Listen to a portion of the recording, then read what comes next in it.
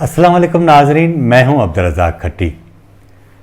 रहीम यार खान के इलाके बोंग शरीफ में एक मंदिर पर जो हमला हुआ है उसकी वीडियो ज़रूर आपकी नज़र से गुज़री होगी और हमने कोशिश भी की है कि इस प्रोग्राम के इब्तिदा में उस वीडियो को शामिल करें ताकि आपको पूरे पस मंज़र का पता चले। ये वाक़या किस रद्द अमल के तौर पर सामने आया और क्या किसी भी मजहबी इबादत गाह पर इस तरह का हमला जायज़ करार दिया जा सकता है। पाकिस्तान के अंदर जो अमूमी तौर पर हम देखते हैं कि लोगों का जो मौब है वो चढ़ दौड़ता है किसी भी इबादत गाहों पर, वो किसी भी मज़हब की हों, और उसके पसे पर्दा कोई और मौरक़ात होते हैं लेकिन मज़हब का नाम इस्तेमाल करके उसे अपने मुफादात के लिए इस्तेमाल किया जाता है। और जब इसकी तहकीकात होती हैं तो पता चलता है कि इसके पीछे या इन सारे वाक़यात के पीछे पसे पर्दा कोई और मौरक़ात थे और उनको जो है वो अपने मुफादात हासिल करने के लिए कुछ लोग उसे इस्तेमाल करते हैं। मज़हब क्योंकि लोगों का इंतहाई नाजुक जज्बा है और इन नाजुक जज्बों से खेलने का जो काम है वो पाकिस्तान में बड़े कामयाबी से किया जाता है। पाकिस्तान में आपको याद होगा कि कुछ अरसा पहले इस्लामाबाद में एक मंदिर का संगे बुनियाद रखा गया था। उसमें इंसानी हुकूक के जो पार्लिमानी सेक्रेटरी हैं लाल माली साहब और उनके जो दीगर दोस्त थे, दीगर भी जो हिंदू अकाबरीन थे, उन्होंने इस्लामाबाद में मंदिर का संगे बुनियाद रखा। और उसके बाद फिर हमने देखा कि किस तरह कुछ लोग जो है वो अल्लाह अकबर के नारे लगाकर वो आए और उसके जो बुनियाद में जो ईंटें वगैरह रखी गई थी उसको तोड़ा। फिर ये सारी सूरत हाल हमने देखी और उसके नतीजे में हमने ये देखा कि इस तरह की सूरत हाल पैदा हो गई कि लोग इसके ऊपर बोलने पर भी कतरा रहे थे। आज हम बात करते हैं रहीम यार खान के इलाके बोंग शरीफ में जो मंदिर पर हमले का वाक़या पेश आया है उसकी पसे पर्दा कहानी क्या थी और ये हमला किस तरह किया गया, उस हवाले से क्या रिपोर्ट हुआ है ये भी बात करेंगे। लेकिन कौमी असम्बली में आज इस हवाले से क्या बात हुई, किसने क्या किरदार अदा किया और खुसूसन डिप्टी स्पीकर कौमी असम्बली ने इस हवाले से क्या अपना किरदार अदा किया, आज उस पर बात करेंगे। सबसे पहले जो है वो ये कागजात मेरे पास हैं, मैं बारी बारी इनमें जो तफसीलात दर्ज हैं वो आपके साथ शेयर करूंगा। पहले तो मैं इस जो बोंग शरीफ में जो मंदिर पर हमला हुआ है ये आज जो है एक साबिक एमपी हैं रहीम यार खान के कांजीमल उनका नाम है, उन्होंने आज मुझे कौमी असम्बली का इजलास जब ख़त्म हुआ तो ये उन्होंने मुझे दी। पहले तो मैं आपको ये जो कहानी है ये वाक़या किस तरह पेश आया पहले तो मैं बताना चाहूँगा कि आप पहले सुने ताकि आपको अंदाज़ा हो कि इसके बाद फिर क्या हुआ। पहले ये कि 8 साल का एक हिंदू बच्चा था भवेश कुमार मेघवाड़। ये जो है वो तकरीबन 24 जुलाई को तकरीबन 10 से 11 बजे के करीब वहाँ एक मस्जिद के अंदर दाखिल होता है और जब ये दाखिल हो जाता है तो वहाँ के जो नायब इमाम हैं हाफिज़ मोहम्मद इब्राहिम सादिक, ये जो है वो हाफिज़ मोहम्मद इब्राहिम इस छोटे बच्चे पर इतने जो नाराज़ होते हैं और गुस्सा करते हैं कि इस खौफ में कि वो मस्जिद के अंदर क्यों दाखिल हुआ, इस खौफ की वजह से उस बच्चे 8 साल के बच्चे का वहीं पेशाब निकल जाता है। अब जब वहाँ पेशाब निकल जाता है तो हाफिज़ साहब जो हैं जो उसको पहले ही उसके ऊपर गुस्सा कर रहे थे तो वो मज़ीद तैश में आ जाते हैं, उसे पकड़ने की कोशिश करते हैं और वो बच्चा जो है वो मस्जिद से भाग जाता है। अगले 24 घंटे के बाद यानी 25 जुलाई को सुबह 10:30 बजे करीब जो है हाफिज़ मोहम्मद इब्राहिम बोंग शरीफ थाने में पहुंचते हैं और बच्चे के खिलाफ मुकदमा दर्ज करने पर इसरार करते हैं। लेकिन क्योंकि लड़का सिर्फ 8 साल का है इसलिए FIR नामालूम शख्स के खिलाफ जो है वो काटी जाती है। कुछ दिनों बाद उसी 8 साला भवेश को जो बोंग शरीफ है उसकी पुलिस उसे गिरफ्तार कर लेती है। 4 अगस्त को जो है पुलिस उसे अदालत में पेश करती है और अदालत जो है वो उसकी ज़मानत मंजूर कर लेती है। अदालत जब उसकी ज़मानत मंजूर करती है तो चंद घंटों के बाद नौजवान लड़कों का जो हुजूम है वो मंदिर को नुकसान पहुंचाने के लिए नारे लगाता हुआ मंदिर की तरफ जाता है। और जब ये सारी सूरत हाल पैदा होती है तो वहाँ के जो हिंदू हैं वो थाने को मुतला करते हैं, लेकिन पुलिस उसे इस सारी सूरत हाल को संजीदगी से नहीं लेती और उसके नतीजे में वो जो मुश्तइल हुजूम है वो मंदिर के अंदर दाखिल होता है। उसके बाद नारे तकबीर के नारे लगाता है, फिर नारे रिसालत के भी नारे लगाता है, जिस तरह वीडियो में हम देख रहे हैं। और ये तकरीबन जो कहा गया है कि जो है वो ये जो लोग थे ये इन तमाम मूर्तियों के ऊपर हमला करते हैं, तोड़ फोड़ करते हैं और पूरे जो मंदिर है उसको मुकम्मल तौर पर तबाह बर्बाद करके रख देते हैं। ये जब सारी सूरत हाल पैदा हुई तो उस दौरान बोंग शरीफ में रहने वाले तकरीबन 150 से 200 के करीब जो हिंदू ख़ानदान हैं वो मुकम्मल तौर पर खौफजदा हो जाते हैं, लेकिन बदकिस्मती से वहाँ की जो मकामी पुलिस है वो उनको तहफ़्फ़ुज़ देने में नाकाम रहती है। और कर्क समाधि पर जो वाक़या हुआ था आपको याद होगा, उसके बाद ये सबसे बड़ा वाक़या पेश आया है। अच्छा, अब जो सबसे बड़ी जो इसमें चीज़ें दी गई हैं वो ये हैं कि भवेश की ज़मानत के तकरीबन सुबह 10 बजे मंजूर की गई और मंदिर पर 12 से 1 बजे के करीब हमला किया गया। यानी ये सारी चीज़ें मॉनिटर हो रही थी और तकरीबन इसके दरमियान 2 से 3 घंटे का जो है वो वक्फा था। अच्छा, हर चीज़ की तोड़फोड़ के बाद जो है वो पुलिस पहुंचती है। अब ये आप अंदाज़ा कर लें कि जब वो मजमा जो है लोगों का जा रहा था उस वक्त उनको पुलिस को वहाँ के मकामी हिंदुओं ने इतला भी कर दी, लेकिन पुलिस वहाँ नहीं पहुँची और बड़े आराम से जो है जब पूरा मंदिर तोड़फोड़ कर दिया गया तो उसके बाद उस मजमे को मुंतशिर किया गया। रिपोर्ट के मुताबिक पुलिस स्टेशन जो है वो मंदिर से सिर्फ चंद मिनट की दूरी पर है। अगर पुलिस चाहती तो ये वाक़या रोक सकती थी, लेकिन पुलिस ने ऐसा नहीं किया। अच्छा, इसमें जो सबसे अहम बात है वो ये है कि डॉन न्यूज़ ने रिपोर्ट किया है कि कुछ लोगों का कहना है कि ये जो सारा वाक़या पेश आया इसके पस मंज़र में मुसलमान और हिंदू लोगों के दरमियान पैसों के लेन देन का असल जो मामला था वो ये था, लेकिन जो है उसको जो है वो दूसरा रुख दे दिया गया। अब बात को आगे बढ़ाने से पहले मैं आपको ये एक मेरे पास एप्लीकेशन है जो हाफिज़ इब्राहिम वल्द मोहम्मद सादिक की है, ये मेरे पास है।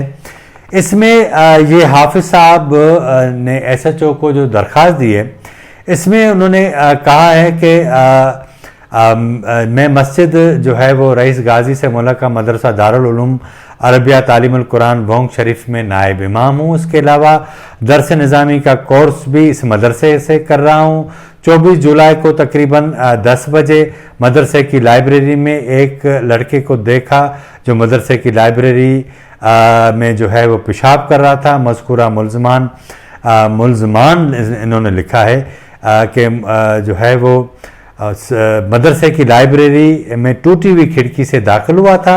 मैंने मज़कूरा मुल्ज़िम को पकड़ने की कोशिश की लेकिन वो भाग गया। मेरे जो है वो वाविला पर गवाहान मोहम्मद अकरम वल्द रसूल बख्श जो है वो मैनेजर हैं रईस जहांगीर साहब के, मोहम्मद नवाज़ वल्द नूर मोहम्मद दश्ती वो आ गए और मैंने उन्हें ये वाक़या सारा बताया।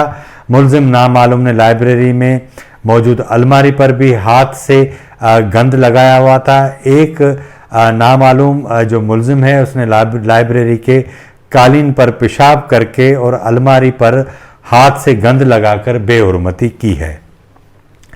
मैं गवाहान अपने तौर पर जो है वो नामालूम इस मुल्ज़िम के ख़िलाफ़ आपसे दरख्वास्त करता हूँ कि इसके ख़िलाफ़ कार्रवाई की जाए। अच्छा, उसके बाद ये FIR दर्ज की गई है, लेकिन आज जो है वो आईजी पुलिस पंजाब ने सुप्रीम कोर्ट को बताया कि अभी तक एक मुलजिम भी गिरफ्तार नहीं हुआ। लेकिन ये सो मोटो एक दिन पहले जो है वो सुप्रीम कोर्ट ने लिया था और डॉक्टर रमेश कुमार वेंकवानी जो हुकूमती एमएनए हैं, पाकिस्तान हिंदू काउंसिल के वो चेयरमैन भी हैं, उन्होंने जो है वो कल चीफ जस्टिस ऑफ पाकिस्तान से मुलाकात की और इस सारे वाक़े की तफसीलात बताई। उसके बाद चीफ जस्टिस ऑफ पाकिस्तान ने सो मोटो लिया था, ये उसकी वो कापी है और आज उसकी जो है वो केस की समाअत हुई और उस समाअत में चीफ जस्टिस ने इंतहाई शदीद नाराज़गी का इज़हार किया और ये हुक्म दिया है कि तमाम मुल्ज़मान इस मंदिर पर जो हमला हुआ है उसके तमाम मुल्ज़मान को न सिर्फ गिरफ़्तार किया जाए बल्कि मंदिर का जितना भी नुकसान हुआ है वो इन तमाम मुल्ज़मान से लिया जाए, यानी उनसे अदा करवाया जाए। सुप्रीम कोर्ट ने अपने रिमार्क्स में कहा है कि हिंदुओं का मंदिर गिरा दिया गया, उनके दिल पर क्या गुजरी होगी, अगर मस्जिद शहीद कर दी जाती तो मुसलमानों का रद्द-ए-अमल क्या होता। सुप्रीम कोर्ट के इस रिपोर्ट के बाद आज जब कौमी असेंबली का इजलास हुआ, उसूलन होना तो ये चाहिए था कि पाकिस्तान क्योंकि 22 करोड़ लोगों का मुल्क है, इसमें 1 करोड़ 40 लाख के करीब जो है वो नॉन मुस्लिम लोग रहते हैं जिन्हें हम अक़लियतें कहते हैं। मैं ज़ाती तौर पर ये जो लफ्ज़ है इसका मुखालिफ इस सेंस में रहा हूँ कि जब इस मुल्क का आइन तमाम लोगों को एक जैसे हुकूक फराम करता है तो फिर अक़लियत और अक्सरियत का तस्वर नहीं होना चाहिए, लेकिन क्योंकि मुस्लिम अक्सरियती आबादी का ये मुल्क है इसलिए किसी भी नॉन मुस्लिम को अक़लियत यहाँ कहना ये आम सी बात है। लेकिन जो सबसे अहम बात थी, ये इजलास आज जब शुरू हुआ तो हस्बे रिवायत जो है वो होता ये है कि वक्फा सवालात होता है, लेकिन आज जो है नुक्ता एतराज़ पर मुस्लिम लीग नून के रुकन खीलदास कोहिस्तानी ने इस मामले को उठाया। वो क्योंकि नून लीग के साथ उनका ताल्लुक़ है, वो बड़े जज्बाती भी हुए। उन्होंने कहा कि इस मुल्क में अक़लियतों को इंसाफ नहीं मिल रहा। ये कायद आज़म का वो पाकिस्तान नहीं जो 11 अगस्त को जना साहब ने अपनी तकरीर में कहा था कि ये मुल्क इस मुल्क में बसने वाले तमाम लोगों का मुल्क है और इसमें तमाम जो लोग बसते हैं उनके यकसां हुकूक हैं। इसी तरह उनके बाद जो है वो जयप्रकाश जिनका ताल्लुक़ तहरीक इंसाफ से, उन्होंने वज़ीर आज़म का शुक्रिया किया, लेकिन उन्होंने भी इस वाक़े की मज़म्मत की।